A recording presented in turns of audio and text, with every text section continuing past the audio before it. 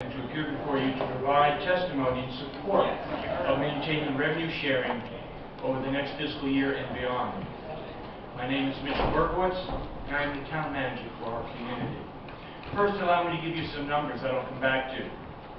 418 through 436, 190, 246, 25 cents, 18%.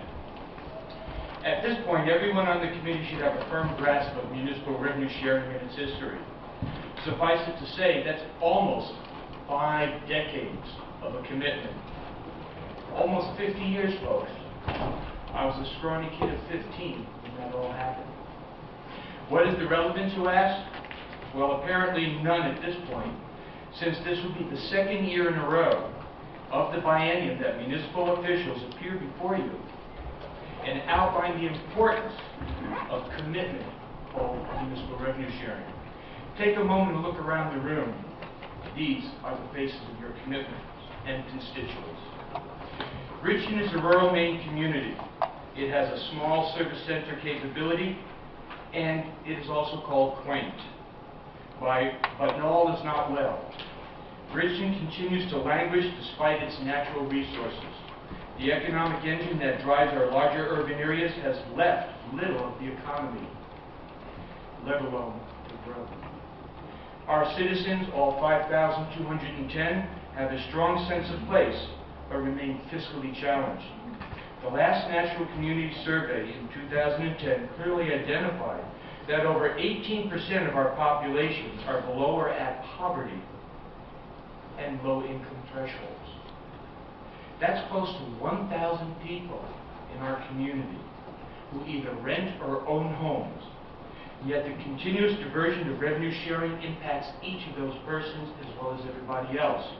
In 2014, we received some revenue sharing, and it was equivalent to 19 cents on our tax rate. The Select Board used 100% of that revenue sharing to reduce taxes. We held nothing back. Now you want to divert the additional $40 million, and that will just about liquidate revenue sharing as a program. The numbers I gave you at the start of my testimony tell it like it is.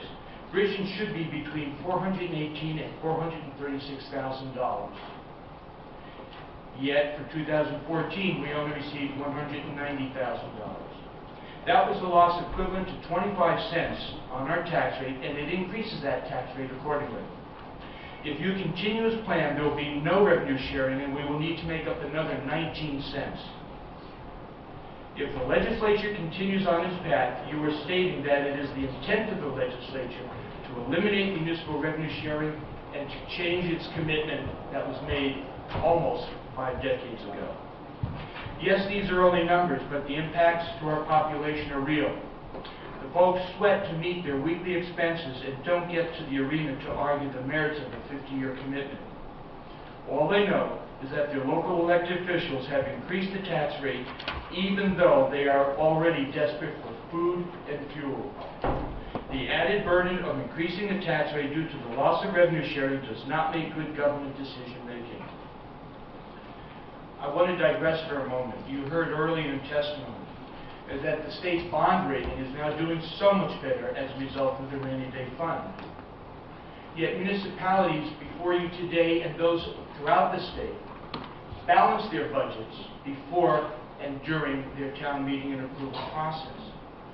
When you are competing with minimal revenue coming from tax dollars, operations and maintenance takes up most of that.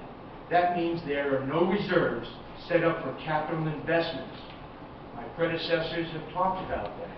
You are in essence sentencing municipalities to a life of debt because they cannot put the money in reserves, and the servicing of interest on that debt is better used for kilowatts, BTUs, and services. There are alternatives that have been recommended. We ask that you give them consideration.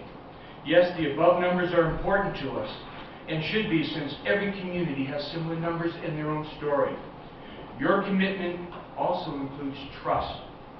We insist the legislature maintain both and continue the distribution of revenue sharing through fiscal year 2015. Thank you for your time.